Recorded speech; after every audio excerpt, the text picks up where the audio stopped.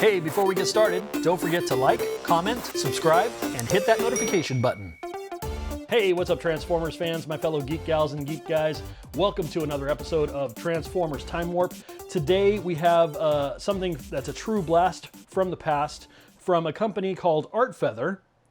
And what we have are Bumblebee and Goldbug. We're going to get into Bumblebee only, but I wanted to let you know that they also have this Goldbug, or had this Goldbug.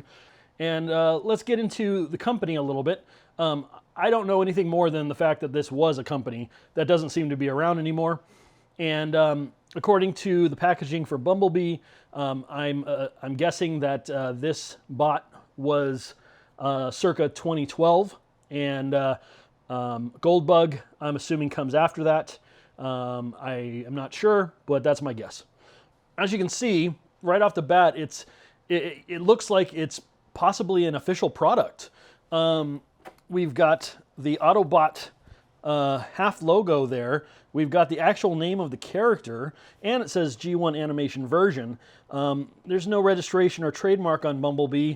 The logo goes around the side.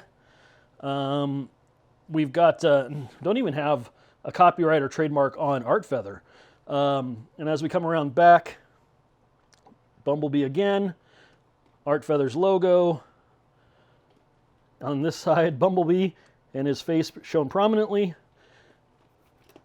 But there is no legal stuff at all, purchase UPC code or anything, on top or bottom. It's got this open flap like this that's actually supposed to be Velcroed. As you can see, here's the Velcro tab, and it's actually, the glue, I guess, is let go, and so it's stuck to the other side of the Velcro. So I'll probably do a little repair on the box to get that to close securely again. And on the inside, prominently, Bumblebee again. And this is what makes me think that it's from 2012, is that the dates there go from 1984 to 2012. Art that looks quite official. Snaps from the cartoon. Yeah, it just looks like, there you go, there's the Autobot logo again. Very brazen if they didn't have permission to actually put the Autobot logo on there. Yeah, I found that very interesting because previous to this, I had found, and these were both found for me on robotoybase.com. I was browsing through RoboToyBase for something else the other day and happened upon this guy here, Bumblebee from Art Feather, which I had not seen available for sale before. So I went ahead and picked it up because this is what I had gotten previously. I think I also got this from RoboToyBase, and it indeed is Art Feather, but it's co-branded with Cherry Toys. And it also uses an official name here, Chip Chase, along with Goldbug. Those are actual official Transformers names. So it's just some kind of, I don't know, product code here. Do have a copyright on here. Okay, yes, so if Bumblebee was 2012, this is officially 2013. There we've got Goldbug on the side. And bottom, still nothing. Top, just the product name. And inside here, we do have the Velcro. And instead of actually using any official Transformer stuff, this looks like it's just a rendering of a portrait that's supposed to be Chip Chase. And that's supposed to be a letter, apparently, or a little note from Chip Chase here. And this is 1987 to 2013. You can see the dust there. So yeah, two products. Oh, also right here, looks like this is supposed to be model AF006. So that makes me wonder if there really were other Art Feather products aside from these two. If Bumblebee was 01, then what are the other, four? If you know anything about Art Feather, please let us know in the comments below. I'd love to know more about the company and about what other products they may have had. If you've got any photos or anything, send us a link where we can all check it out. That'd be super cool. Thank you. So we're not going to focus on Goldbug today. We're going to check out Bumblebee here from Art Feather. So we already took a look at the package.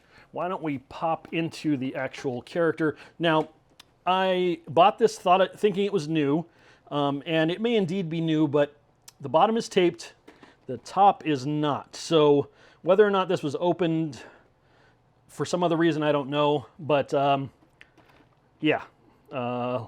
If it's missing something and you know it's missing something, let me know in the comments below because I would love to know that too. And I did think I was getting something new, but Robo Toy Base also has a practice of either sending you the product in the box or sending you the product to save you shipping without the box. So who knows, maybe this was ordered by somebody, they unpackaged it, and then the person canceled, and so they repackaged it. Don't know. Don't really care as long as everything looks cool inside. So the packaging is nice. Oh, that's cool. They actually have a flap that goes over the top there to seal everything. That's neat. Okay, we've got some stuff on the bag on the back side. Anything else in the box? Nope. Okay, so here we go. We've got the package. And let's see, is there any tape? I don't see any tape. All right, so, oh yeah, what was underneath there? Before we get into that. This bag here. Oh, cool. We got a collector's coin. Ooh, and it actually does say Transformers Autobot on it. Wow. Collector's card. Now, one thing, I'm not even sure if this is actual, and I do suspect that it's not actual MP scale. I think this is actually too large. Actually, I've looked at it before against Bumblebee MP22, his alt mode, and the alt mode here is just way too big. So I just wanted to mention that, but we will get to the MP comparison in this video, so stay tuned for that. Here's his card, looking good. That art's cool. Card's actually plastic. Yeah, I mean, there's nothing super spectacular, but it's actually a nice quality card. I like that. I like how, too, when you turn it over, Bumblebee goes to Bumblebee G1 animation version. Okay, cool. Collector's card. Collector's coin. Autobot symbol on one side. And Bumblebee on the other. Interesting they didn't actually put his name. It just says Transformers Autobot on both sides. So, neat. We do have a sticker set. Huh. So if you want to dress them up with some stickers, you can. You can give them a Art Feather license plate, or, oh, there you go. So yeah, it probably really is 2012. Look, they commemorated it there. G1, B1, I guess for Bumblebee 1, 1984. I Live New York. Cool. And Autobot symbols here. And the Art Feather logo there. All right. Very cool. I'm trying to think of any other time I've seen stickers come with a third-party or fourth-party toy, and I can't think of one, you know, aside from actually coming just with the Autobot or Decepticon insignias. Aside from those, I don't think I've ever seen any other stickers come with one of these toys, so that's cool.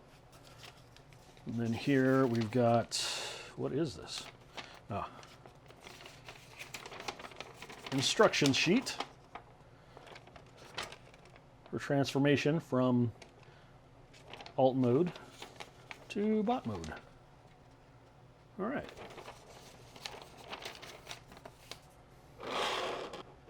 Now, with our current understanding of cartoon aesthetic, I'm not sure where they got off in 2012 calling this the G1 animation version, because this is definitely not the Penny Racer style of the VW Beetle.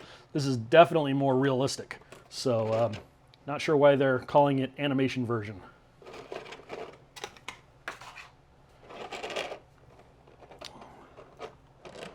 Okay. Now, I actually thought this thing was going to be heavier. I lifted it. It feels very light.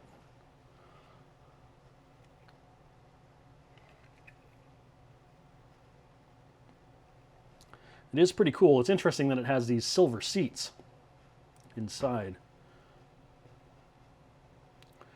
And I don't think Spike is actually going to fit in there because of, see if I can get a little bit better light on this.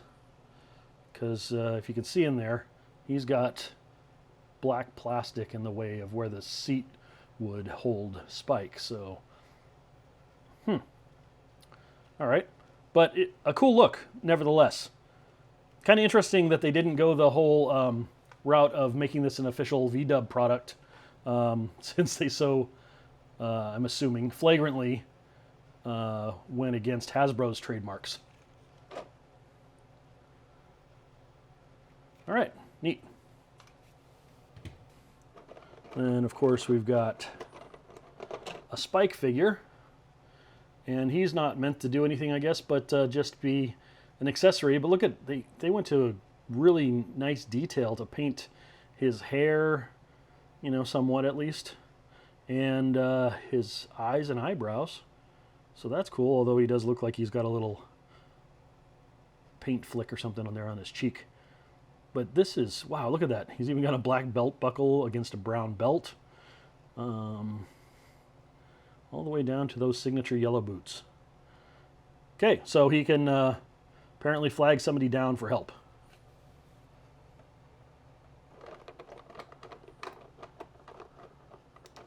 Might have to turn this over to get it out.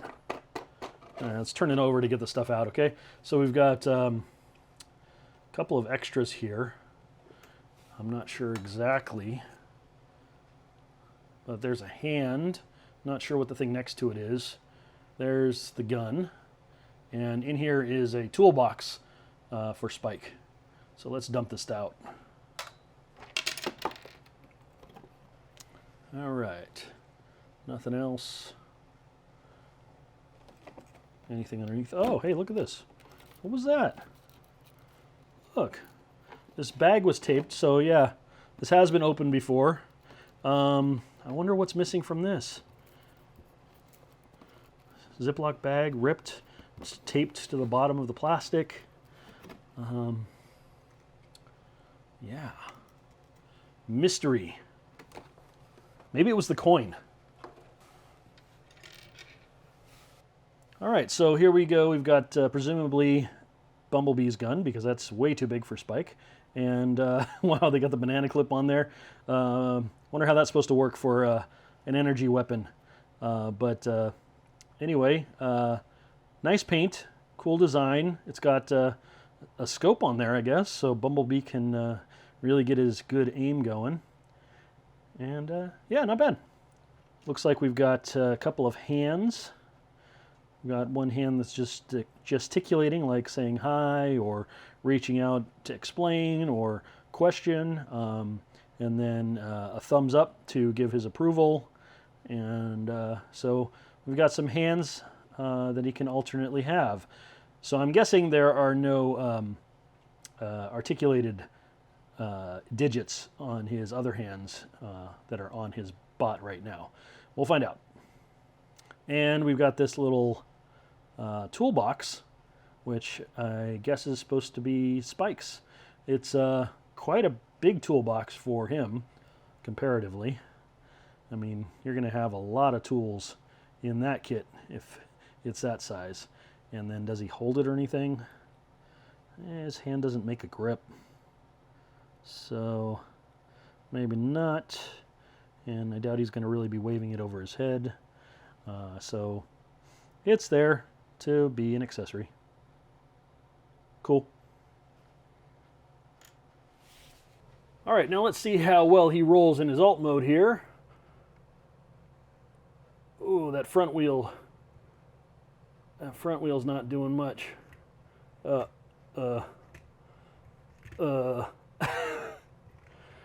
More like a model car, I guess. The wheels are rolling. Front, you can see that front, but they are sticky. front wheel and rear wheel. So they all roll, but they are, I can feel them rubbing. Something's rubbing. So it's not a freewheeling alt mode per se.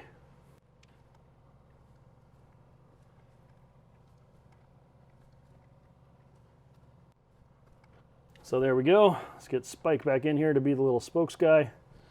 There you go. Boy in his car. All right, Spike doesn't seem to have any more playability here, so...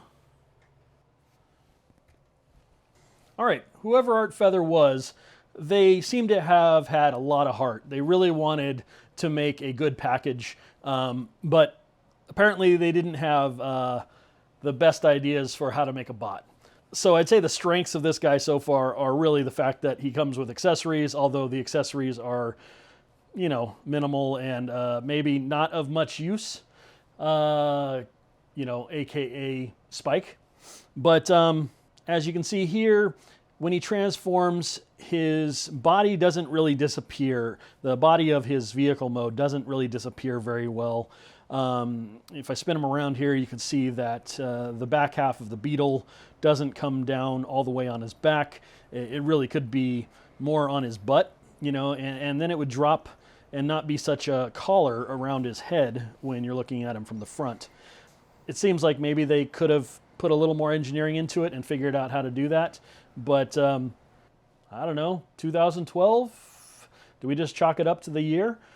Otherwise, he does have this alternate ability to shed those arm shields, which are his doors. So let me take those off here. Oh, one thing I wanted to mention also is that they gave me a right hand for a left. So that's fun. And yeah, take that shield off. Put the hand back.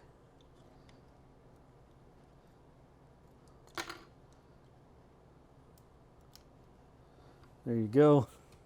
If you didn't want him to have the shields on his arms, he doesn't have to have them. Of course, that makes him a parts former, so if you're not cool with that, then be glad you didn't pick this up in 2012. He cuts a cool figure, but he's just not as clean of a Bumblebee as I would want him to be. All right, it's time for the MixelPix Takara Tomy MP Scale Comparison Test. Who wore it better, 2012's Art Feather Bumblebee or Takara Tomy's official MP21 Bumblebee? I think we can tell who the clear winner is here. There is something to be said, I think, in my opinion, for the look of Art Feather. Art Feather has a certain style to it that actually looks kind of cool on camera. It's not as good as the official Takara Tomy build, but then again, it's the official Takara Tomy build. Oh yeah, and the whole purpose of this MP scale test is to actually see, is Art Feather's Bumblebee actually MP scale? Well, MP21 Bumblebee is one of our MP scale standards, so obviously Art Feather is too big. So final thoughts on Art Feather's version of Bumblebee here from 2012. You're not missing out on much. Maybe this was cool for the time. I like the collector's card. I like the collector's coin. I think this is a cool example, unless somebody can prove to me otherwise, of a fraudulent product that flagrantly stole copyrights and trademarks in its packaging and in the characters it said it was representing. So intellectual property is an interesting part of the third-party KO world. From like, you know, a cultural kind of anthropological perspective, it's interesting just the difference in maybe how the law actually works in the countries that these things are made in, and the cultural attitude toward intellectual property. There you go. It's probably not what you tuned in to hear necessarily, but that's interesting to me. And that's going to be why this guy is an interesting piece in my collection. I'm going to keep it because it actually does flagrantly use Hasbro's trademarks. All right, that's it for this episode. Thank you for watching. Don't forget to comment, like, subscribe, and hit that notification bell so you get notified anytime a new MixelPix video drops. And until next time, happy collecting, everybody.